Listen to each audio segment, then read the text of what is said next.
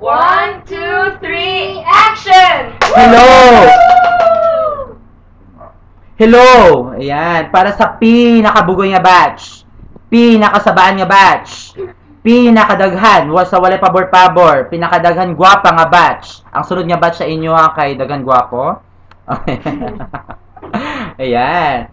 Congratulations, CPA na mo. Parang kailan lang, mga second year, first year college pa mo, mga going bulilit pa, karon professionals na. Welcome to the professional world. Ako masulti mo rin siya. Wag ya po na ipulos yung pagka-CPA. End of the world na, karong December 21. Palakpak naman.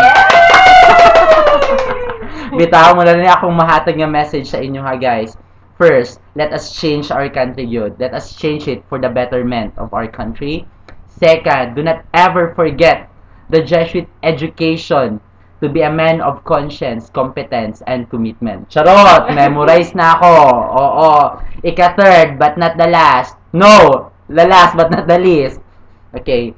Do not ever forget to have fun. Whether naka sa office, nasa balay. Ayaw pagka-seryoso, guys. Dali naman matigulang ana. Again, YOLO. You only live once. Ayan. So, congratulations again sa mga bagong nga CPA at para sa mga hindi pinalad. Again, inspiration natin si Newton and si Einstein. Hindi lang sila once na fail. Hindi lang twice na fail sa kanilang mga experiment.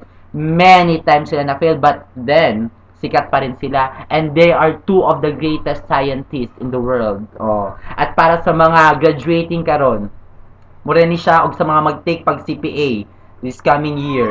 Mura na ako masulti. Puso at tiwala lang, guys. Ayan. Thank you. Congratulations again. I miss you.